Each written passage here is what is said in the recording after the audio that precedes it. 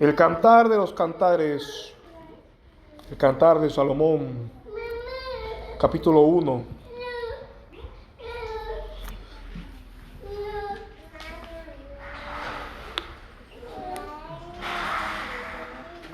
Teníamos un tema que estábamos desarrollando en el capítulo 1 acerca de este ungido. Nos introducía Salomón diciendo que nuestro Señor Jesucristo, el deseado de las naciones, el ungido, Cristo, el Mesías, Él era, su nombre es ungüento derramado, y que por eso las doncellas lo aman. Vimos la semana pasada, nos detuvimos especialmente en aquella unción de Cristo, para qué fue ungido y encomendado, y terminamos viendo aquella parte de las doncellas, de cómo las doncellas tienen que guardarse, amaban a este Señor, no solamente esperaban, como las doncellas, las vírgenes de Mateo 25, leísteis la parábola de Mateo 25, donde habían de 10 vírgenes, 5 que esperaron simplemente que venga el esposo algún día, se acomodó en la fila de las vírgenes, pero habían otras 5 de esas 10 que verdaderamente amaron la venida del Señor. Y por amarlo, se prepararon como debía, teniendo aceite perdurable en sus lámparas. Y sabemos que ese aceite es la unción del Espíritu Santo. Amén. Moriremos todos como las vírgenes, salvo aquellos que mirarán al Señor en aquel momento.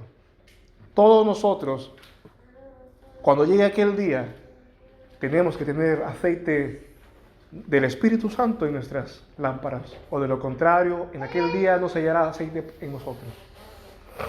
Ahora, eso fue lo último que vimos. Ligado con esto, nosotros podemos detenernos también en esta palabra que nos dice aquí el libro de Cantares, y que, como dijimos, no fue una palabra escogida al azar, no fue algo que Salomón dejó caer sin significado para que nos detuviéramos en él. Esta palabra, doncella o virgen, nos debe llevar a meditar profundamente en el carácter de la iglesia, en lo que Dios espera que su iglesia sea y le espere. No dijo solamente las mujeres te aman. El Señor Jesús, a Él lo esperarán las doncellas, las vírgenes. Las vírgenes. ¿Cómo es o cómo debería ser la iglesia? ¿Cómo debería ser el cristiano? ¿Cómo somos o cómo deberíamos ser nosotros mismos, hermanos, ante este esposo que se muestra en Cantares y en toda la Biblia? Bueno, con la ayuda del Señor vamos a meditar en eso.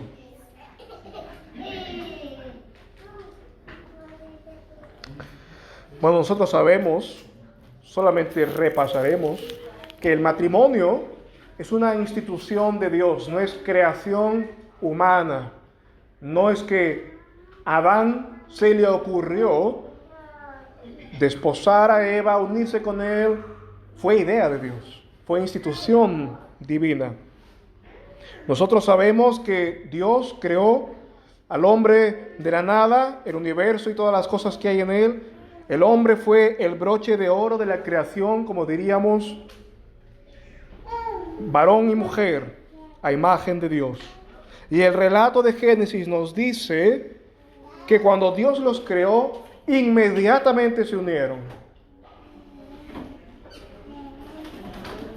Génesis 2, versículos 22 y 23 nos dicen las palabras de nuestro primer Padre en común, del cual descendemos todos.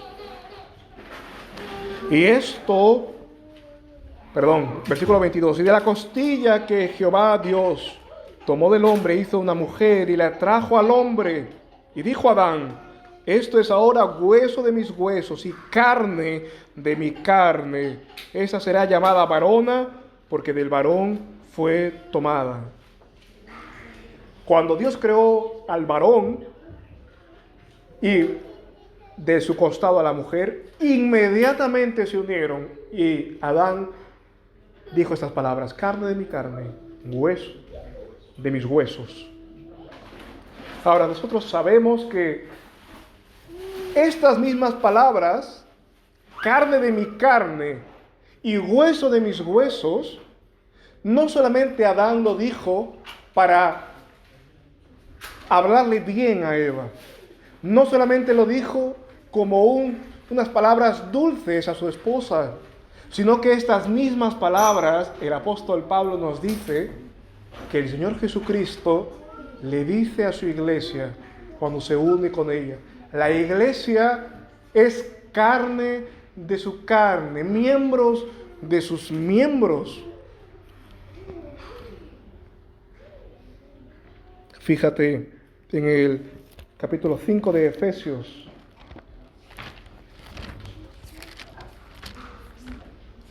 Vamos un momento a la epístola del apóstol Pablo a los Efesios. En el capítulo 5,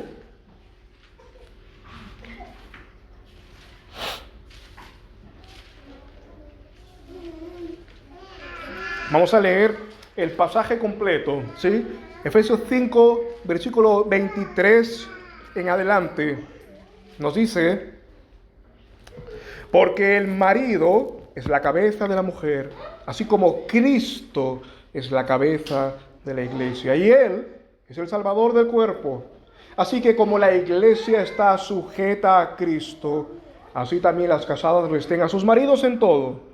Maridos, amad a vuestras mujeres, así como Cristo amó a la iglesia y se entregó a sí mismo por ella, para santificarla, purificándola en el lavamiento del agua por la palabra, para presentársela gloriosa a sí mismo. Una iglesia que no tuviera mancha, ni arruga, ni cosa semejante, sino que fuera santa y sin mácula, sin mancha. Así también los maridos deben amar a sus mujeres como a sus mismos cuerpos. El que ama a su mujer, a sí mismo, se ama, porque ninguno aborreció jamás a su propia carne, sino que la sustenta y cuida, como también el Señor a la iglesia. Versículo 30. Porque somos miembros de su cuerpo, de su carne y de sus huesos. Por esto dejará el hombre a su padre y a su madre, y se unirá a su mujer, y serán los dos una sola carne. Este misterio es grande, mas yo digo esto con respecto a Cristo y a la iglesia. Cada uno de vosotros ame a su mujer como a sí mismo. La mujer respete a su marido. Amén. Fijémonos. El versículo 30 es el apóstol Pablo tomando aquellas palabras expresadas de Adán para decirle a la iglesia del Señor Jesucristo de qué manera Cristo está unido a su iglesia. Tanta es su unión, tanta fue la intención de Dios al crear al hombre para estar en comunión con Él, que es como si fuese miembro de sus miembros, carne de su carne, hueso de sus huesos. La intención de Cristo, el Creador, no fue que el hombre viviera distante de Él, que el hombre viviera como un asteroide perdido en el espacio, no girando alrededor de Él. Al contrario, la voluntad de nuestro Dios Creador fue que el hombre permanezca unido a Cristo, y no solamente cerca de Él, sino sea uno con Él. Padre, como tú y yo somos uno, así también ellos sean uno, dijo el Señor Jesús en su oración. Fijémonos, el Señor creó al hombre no para descuidarlo, no para aborrecerlo. Dios no creó cuando hizo al hombre, no creó un mueble para que esté allí en su creación. Dios creó al hombre para cuidar de él como si fuese su propia carne. Tendríamos que sentirnos amados y indignos de los cuidados del Señor, de este propósito inicial, este pensamiento que hubo en la mente de Dios cuando creó al hombre. Dios lo creó para cuidar de él como si fuese su propia carne la que cuidase. Yo creo que estaremos de acuerdo, hermanos, todos aquí sin excepción, que por más ocupados que estemos, por más olvidadizos que seamos, podemos olvidarnos de todo y descuidar todo, pero no nuestros propios cuerpos, de comer, de beber, de asearse, vestirnos. No salimos por ahí desnudos, ni sin cierto cuidado, hermanos. Bueno, el Señor Jesús a este punto está comprometido con el cristiano y con la iglesia. Por parte del Señor Jesús, Él le da la promesa a su iglesia de que la cuidará como el varón cuida su cuerpo. Esto debe ser música a nuestros oídos. Debe ser bálsamo que sana cualquier herida que el pecado persistente se apodera de nosotros. Debe ser medicina útil y eficaz. Dios se ha comprometido con nosotros a ese punto. Estas palabras retratan nuestra unión con Cristo. Somos miembros de su cuerpo, de su carne y de sus huesos. Dios nos salva para unirnos a Él como si fuésemos sus propios miembros y se compromete así a cuidar al hombre. Ahora, vemos que este es un lenguaje que está en toda la Biblia, hermanos. El pacto matrimonial entre Dios y su iglesia no solamente aparece aquí en estos 2 puntos de Génesis y Efesios, sino que está a lo largo de la Escritura. Por ejemplo, Isaías 54, verso 5 nos dice: porque tu marido es tu hacedor, Jehová de los ejércitos es su nombre, y tu Redentor es el Santo de Israel, Dios de toda la tierra será llamado. Tu marido es tu hacedor, le dice Dios a su iglesia.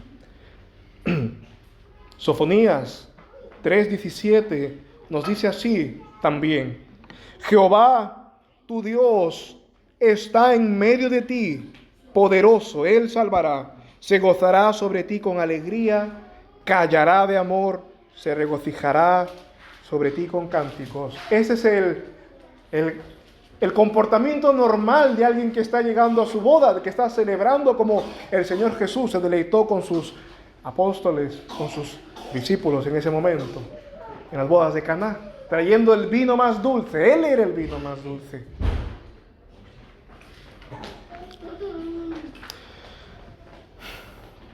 También como Juan el Bautista dijo en Juan 3:29, que él no era el Cristo, él era el amigo del esposo. Pero fíjate, todas estas palabras deberían hacernos pensar o recordar que la iglesia, y también en cierto sentido más individual, el alma del creyente le debe amor y compromiso a Dios como un esposo y una esposa le deben a su cónyuge. Dios le dice a su iglesia: soy tu marido, tu hacedor, me regocijaré en ti. Todos los demás, aunque sean ministros, son amigos del esposo. Tu amor es con Cristo.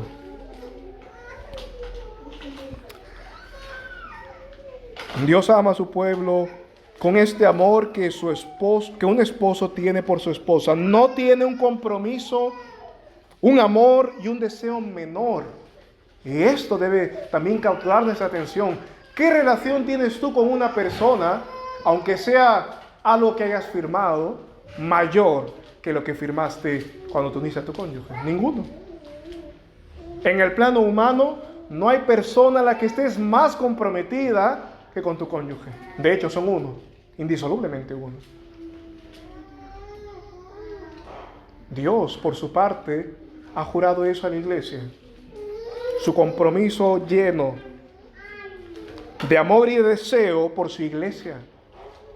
Porque no solamente es que Dios nos manda que le deseemos y que le amemos, sino que Él desea y ama a su iglesia.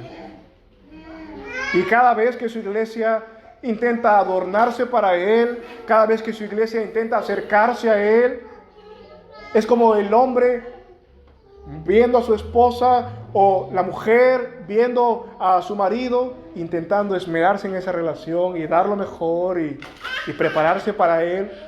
Dios desea a su esposa, la iglesia, y la adorna, la hermosea, la quiere a ese punto. Dios está comprometido con su iglesia, ama y desea la comunión con su iglesia, tanto como el esposo desea a su esposa. Si nosotros podemos reconocer esto, hermanos, si nosotros podemos decir amén a esto, Dios ama así a su iglesia, Dios promete eso a su iglesia, entonces también debemos ser capaces de reconocer que se espera que la novia o la esposa corresponda en esa actitud, en ese amor.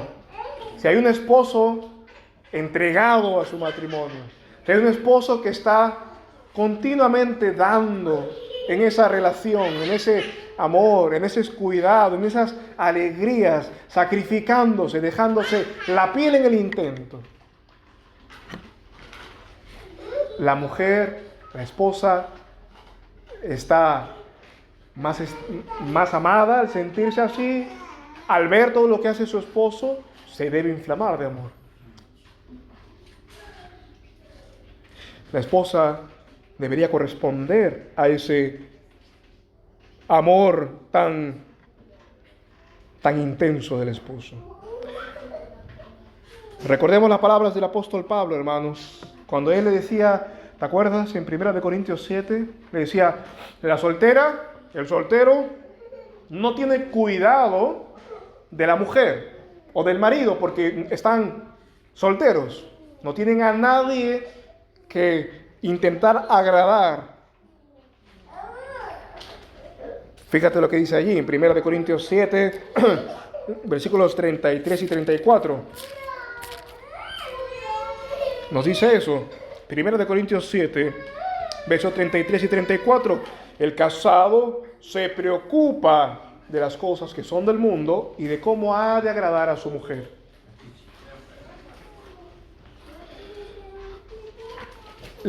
Asimismo, la diferencia entre la casada y la virgen. Verso 34. La soltera se preocupa de las cosas del Señor solamente, para ser santa así en el cuerpo como en el espíritu. Mas la casada se preocupa de las cosas del mundo, de cómo ha de agradar a su marido. Entonces, estamos de acuerdo que hay una responsabilidad del hombre y la mujer mutua de ahora ya no vivir como solteros. No, yo ahora con mi tiempo, con mis recursos, con mis pasatiempos, mis deleites, yo hago lo que quiera. Y mi mujer está a un costado o al revés. Ya no vivimos como solteros. En este caso Pablo dice, si estás soltero, para dárselo a Dios es. Pero el casado, estamos de acuerdo, que tiene una responsabilidad de cuidar de las cosas que pertenecen a la esposa, de buscar agradarle, Ahora, Dios desde su lugar lo hace con la iglesia.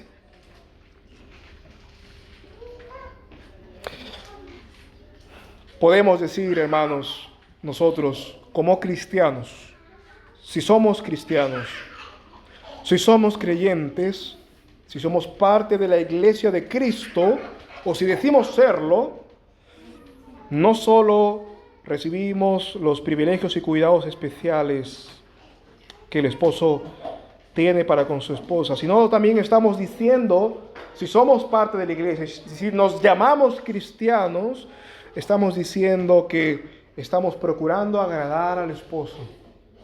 En el mismo momento en que tú dices, yo soy parte de la iglesia, yo soy uno de los miembros de Cristo, aunque sea el más pequeño de ellos, estoy diciendo que en el misma acto, en la misma palabra, que hay un vínculo pactual con Cristo y que estás buscando agradarle.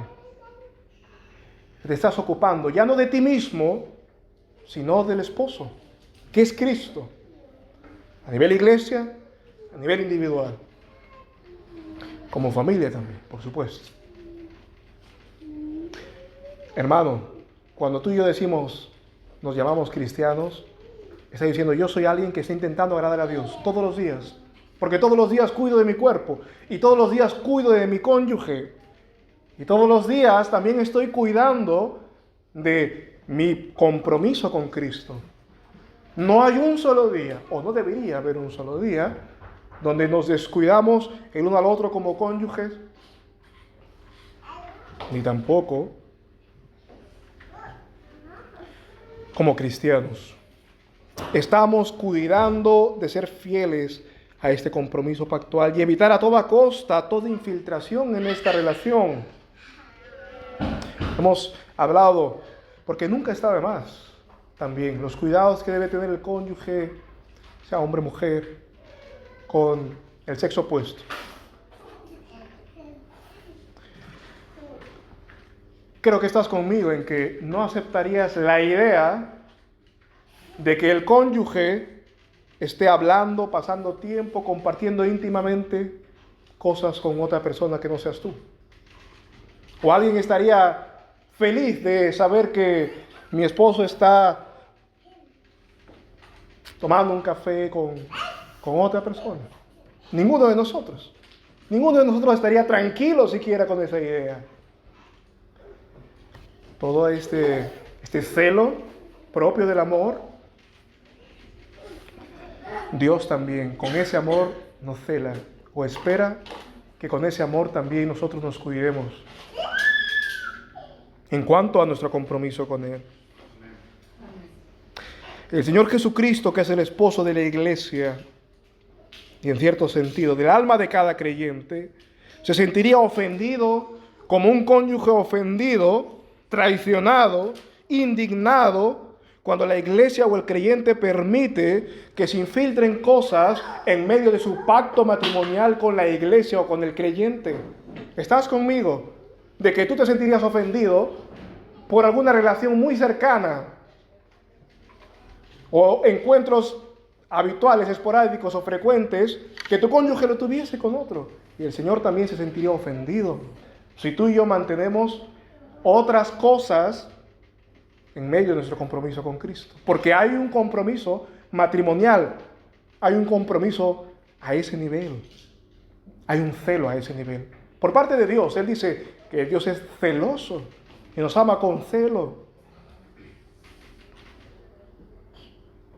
En otras palabras, cuando el cristiano busca más las cosas del mundo que las cosas de Dios, cuando busca más deleitarse en cualquier otra cosa en el mundo creado, sea lícita o ilícita, más que deleitarse en Dios, poco a poco va quedando aparcada la relación y la comunión con Cristo. Entonces estamos cayendo en una infidelidad espiritual, en una fornicación o adulterio espiritual para con Cristo. Si hemos dicho amén a todo lo que ha venido hasta ahora, eso también debe ser parte de nuestra confesión.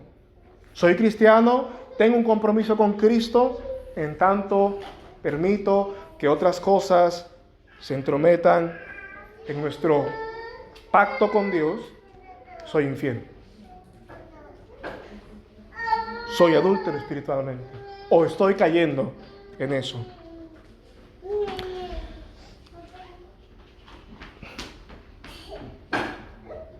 Es como si no estuviésemos manteniendo nuestro compromiso, en este caso con el Creador. Es como si no estuviésemos luchando por nuestro matrimonio. Es como si no estuviésemos buscando crecer en intimidad, en complicidad con nuestro Dios. Complicidad en el buen sentido. Salmo 25, verso 14 nos dice: La comunión íntima de Jehová es para con los que le temen. A ellos dará a conocer su pacto. O el secreto de Jehová es para los que le temen. A ellos dará a conocer su pacto. La comunión íntima con Él.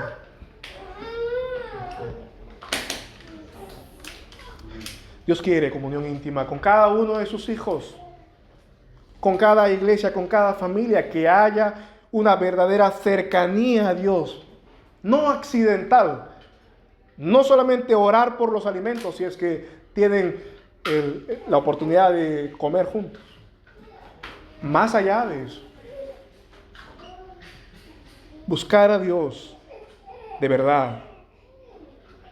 No es vivir monásticamente, es mantener una comunión con Dios cercana, cultivarla y que vaya creciendo poco a poco y cada vez más, como cuando la pareja recién está conociéndose y viviendo siempre en esa búsqueda continua el uno al otro. Dios quiere que mantengamos ese primer amor con Él. De parte de Dios, su compromiso es fiel. Él sigue amándonos tan intensamente como eternamente lo ha hecho. Y eso es lo maravilloso, que su amor no se ha movido, a pesar de que nosotros hemos abandonado el lugar tantas veces, con pecados de pensamiento, de palabras y obras. Tantas veces nos hemos movido del lugar donde debimos estar. Pero Dios ha seguido allí inamovible, inmutable. Su amor no ha cambiado. Su amor sigue esperando. Él sigue como si estuviese al pie del altar del matrimonio. Su amor sigue allí. Somos nosotros los que muchas veces nos hemos apartado. Pero allí está Él. No diciéndole a la esposa, vete, sino atrayéndolo con cuerdas de amor, por medio de su palabra, por medio de la oración, por medio de recordarnos su palabra, por medio de la palabra siendo expuesta a los sacramentos y demás. Puede que alguno se pregunte, ¿y cómo estás seguro? ¿O este texto no me afecta a mí? Como estoy seguro de que no cuido mi compromiso con Cristo. ¿O cómo puedo asegurarme de no estar comprometiendo o poniendo en riesgo mi comunión, mi compromiso con el Señor? ¿Cómo podemos ver que no estamos cayendo en esto, hermanos? En el pecado de alejarnos de Dios sutilmente. ¿Recuerdas esta escena, no? Cuando los niños quieren hacer el menor ruido posible para ir a hacer algo que le has dicho que no. No los escuchas y eso es peligroso. Bueno, así también nosotros intentamos escaparnos de la mirada paternal de Dios. Pero fíjate que así también procedemos nosotros. Nos vamos apartando no rápido de Dios, sutilmente, poco a poco, de la manera que no parezca que hemos abandonado nuestro lugar. Pero Dios es misericordioso y nos llama a estar de vuelta. Dice su palabra que nada está oculto a los ojos de aquel que todo lo ve. El día y la noche es igual para Él, dice su palabra. Bueno, entonces, la Biblia nos manda a examinarnos, nos manda a buscar los puntos de fuga que puede haber en nuestro amor por Cristo. ¿Por dónde se nos está escapando el amor que debemos darle al esposo? A eso nos manda la Biblia a hacer y nos ayuda con ejemplos. Lo primero que debemos entender, hermanos, es que somos seres creados para amar, para desear. ¿Viste la velocidad con que Adán se unió a su esposa?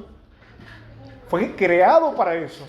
Él fue diseñado para unirse rápidamente a Eva. Dios nos creó a nosotros con la voluntad de poder buscarle a Él rápidamente.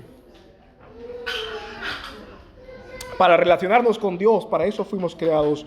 Cuando no amamos a Dios, amamos otras cosas o personas o experiencias o sueños tal vez. Hermanos, cuántas cosas y cuántos matrimonios no se han frustrado por un sueño. Por un sueño que uno de los dos tenía y le llevó a dejarlo todo, dejar el matrimonio en el sueño. Dios nos manda a correr pacientemente la carrera de la fe. No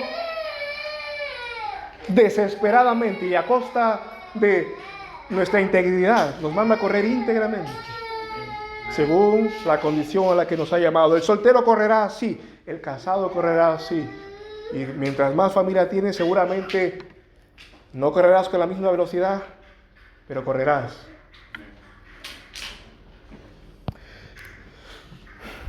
Cuando nos desviamos de eso, las cosas pasan a desplazar a Dios. Nuestro amor comienza a gravitar en torno a otra cosa.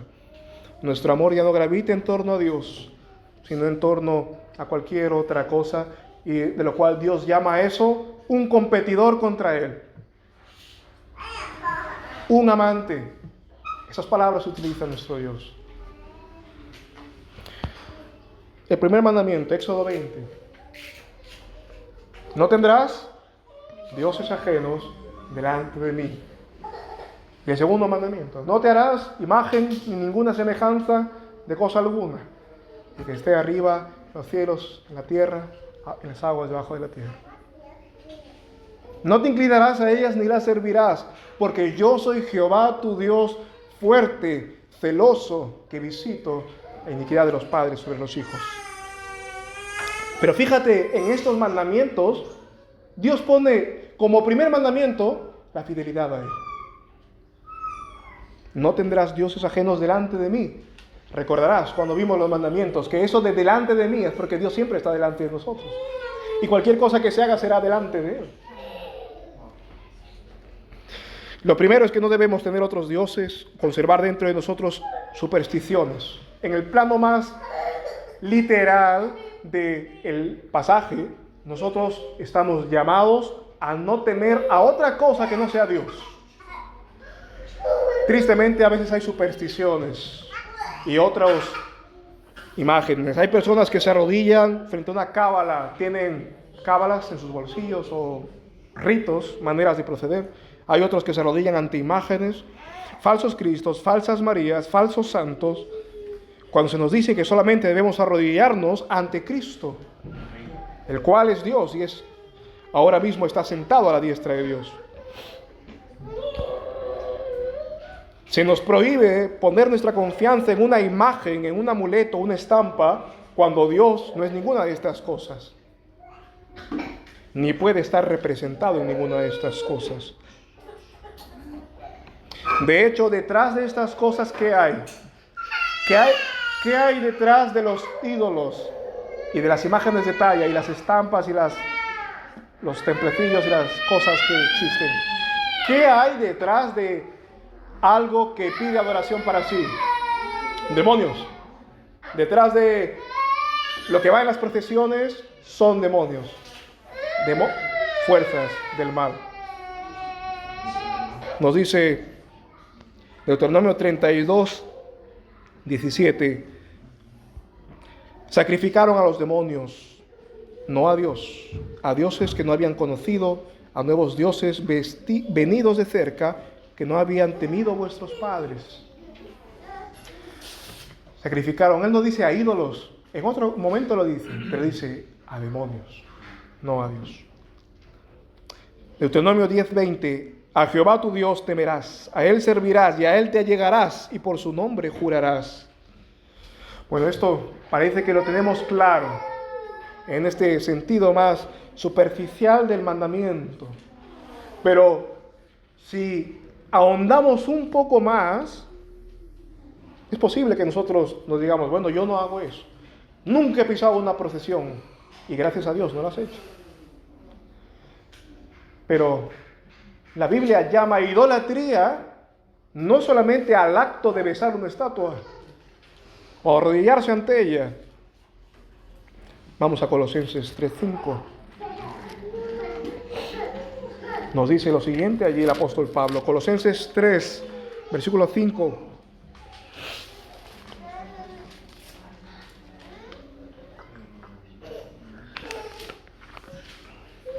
Dice el apóstol Pablo a la iglesia en Colosas: haced morir pues vuestros miembros que están sobre la tierra: fornicación, inmundicia, pasiones, malos deseos y avaricia, que es idolatría. Y avaricia, que es idolatría. Fíjate que Dios no está buscando solamente que seamos como aquellas vírgenes que se pararon a la puerta a esperar al esposo entre las otras vírgenes. No, si te fijas bien, la parábola de Mateo 25, está hablando de personas que eran vírgenes. Es decir, que moralmente tenían cierto cuidado externo y cierto atavío y cierta moralidad externa. Pero lo que les culpa a la parábola es no tener el aceite cuando debían tenerlo. Nosotros, hermanos, podemos estar tal vez contentos en nosotros mismos de no hacer ciertas cosas, no tener santería y estas cosas, pero ¿qué hay de el interior? ¿Qué hay del amor por Cristo manifestado? ¿Qué hay del amor por Cristo que Él busca que tengamos? No quiere que estemos parados y entre su pueblo, quiere que le amemos. Y cuando esas cosas no están y comienza el fruto de la carne, las pasiones, la inmundicia, los malos deseos y la avaricia, que es idolatría. En otras palabras, es infidelidad a Dios. Cultivar la avaricia en nosotros para Dios es también un acto de idolatría.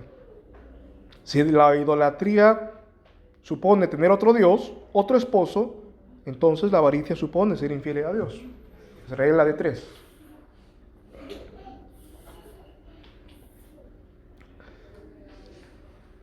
Bueno, tal vez podemos pensar que hay peores pecados y con eso acallar nuestra conciencia. No hay peores pecados. Yo solo peco con esto. Sí, es verdad que peor que alguien que es avaro es alguien que está dando tiros por ahí a medio mundo. Obviamente, es peor, hay grados de maldad. Pero para Dios, que es santo, también cuenta la maldad de estos pecados que acabamos de leer. Si Dios dice que debemos tener cuidado, por ejemplo, con la avaricia, es decir, con el afán desmesurado de obtener bienes para almacenarlos o disfrutarlos nosotros mismos a costa de nuestras responsabilidades con los demás, con mi esposa, con mis hijos, con Dios mismo o con mi prójimo, estamos pecando de idolatría, estamos siendo infieles a Dios. Se me está escapando el amor y la lealtad a Dios por allí, aunque no por otras vías como la idolatría literal en el sentido más llano de la palabra. De hecho, vemos que nosotros podemos caer incluso en el amor al dinero, dice 1 de Timoteo 6:10. Ve allí un momento, en 1 de Timoteo 6, el versículo 10.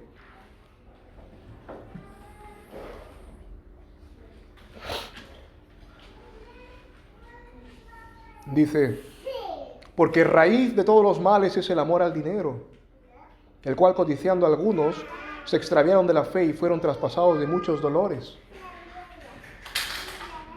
Hermanos, ¿no es una exageración lo que dice el apóstol Pablo? ¿O lo es? Puede que en el fondo pensamos que esto es una exageración. ¿Qué va a hacer? ¿Que el amor al dinero haga tanto daño? ¿Que el amor al dinero de acumular con fines buenos vaya a hacer daño al hombre? Bueno, el apóstol Pablo dice que es el amor a Él la raíz de cualquier mal. De hecho, dice que la persona que ama el dinero, codiciándolo, se extravía de la fe y es traspasado de muchos dolores. El amor al dinero, hermanos, no está ligado solo a las personas que podríamos pensar, no, esto es para el millonario aquel. No, hermano. Esto es para los jeques o para cualquier otro magnate, gente que se lo ha ganado honradamente. O tal vez no. No solamente es para ellos este texto. Cuando Pablo habla del amor al dinero, lo dice en el contexto de la iglesia común, cotidiana. En la iglesia, cuando se leyó esta carta, estaban todos. Y todos estaban bajo la misma palabra de Dios. Lo decía pensando en la iglesia en general. Hermanos, todos, aunque nuestros ingresos sean 100, 1000 o 10,000, todos sin excepción tenemos que tener cuidado de este mal. De amar del dinero, por ejemplo. Luego hablaremos también de otros pecados en otro momento, si el Señor nos ayuda. Pero fijémonos en que la Biblia ya nos habla de lo flagrante que es amar al pecado, amar al dinero en este caso. Ese amor ya nos dice con palabras de compromiso matrimonial, el amor al dinero es la raíz de todos los males. El tener al dinero como amante.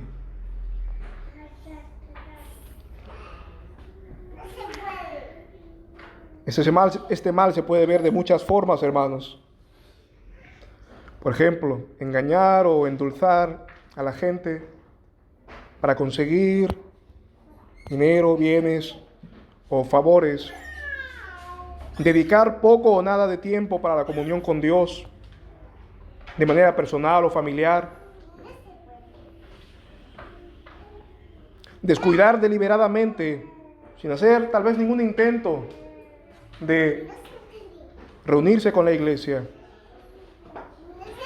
Dejar de tener comunión con el pueblo de Dios para tener más amistad o simplemente servir y estar. También califica como muestras de amor al dinero. ¿Por qué? Porque es posible que estemos dejando todo solamente con ese fin. Hay temporadas, seguramente, pero ninguna temporada para pecar y dejar a nuestro Dios. Podríamos enumerar más cosas, pero fijémonos que esto lleva a una consecuencia, hermanos. Vivir así, podemos caer en esto. Todos estamos expuestos. De hecho, los ministros están doblemente expuestos para no caer en el lucro de Balaam, de predicar cosas que endulzan a la gente y no hace crecer en piedras. Pedro dice que se cuiden de eso. Los ministros están expuestos a esto, a no predicar cosas que haga que la gente se vaya o que ya no vuelva más. Pero todos estamos expuestos a este peligro, hermanos. Y si nosotros podemos estar expuestos y a veces caer en él, no por voluntad, prestemos atención a lo que dice Pablo aquí. El que persevera en esto se extravía de la fe y es traspasado de muchos males. Una cosa es, ha habido un tiempo donde yo he estado así frío, digamos, he estado así medio apartado, no he buscado al Señor, pero si el Señor me da luz y yo me levanto, Él está ahí en la puerta, buscando comer con nosotros, cenar con nosotros. El creyente puede deslizarse, el creyente puede caer y tener temporadas donde tal vez no vive sensatamente o tan fiel con Dios. Y el creyente es perdonado por Él y nadie puede luego señalarlo al que Dios ha perdonado. Pero fijémonos que una cosa es caer y levantarse continuamente, y otra cosa es perseverar en eso, sin mirar atrás. Perseverar y vivir y hacer la morada en Sodoma, eso es otra cosa.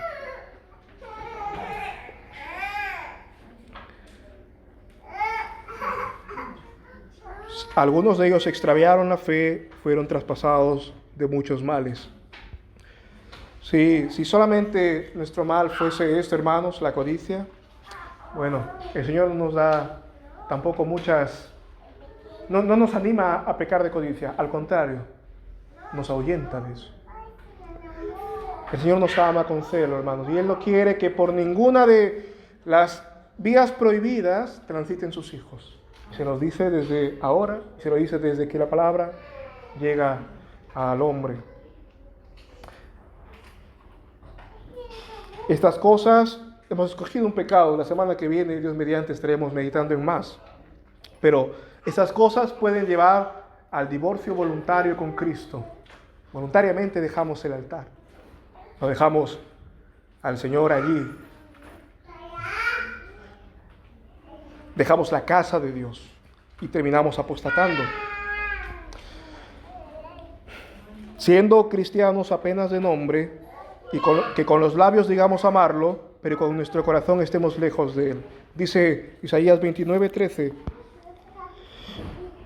dice pues el Señor: porque este pueblo se acerca a mí con su boca y con sus labios me honra, pero su corazón alejó de mí, y su temor para conmigo fue enseñado por mandamientos de hombres. Nuestros hijos, queremos que teman a Dios ellos, no que se porten bien cuando nos ven. O lo mismo el cónyuge, o lo mismo nuestros hermanos en la fe.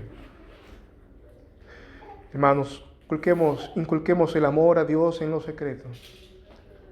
Lo que somos delante de Dios, como se ha solido decir, es lo que somos en secreto.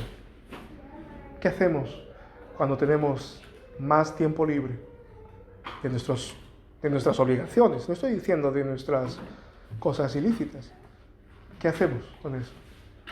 Lo que hacemos allí también nos deja ver hacia dónde tiende nuestro rumbo, hacia dónde tiene nuestro corazón, dónde está.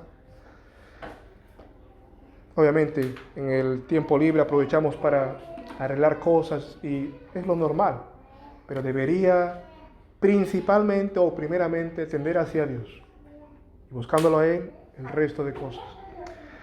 Que el Señor, hermano, nos ayude. Hay un compromiso con Él.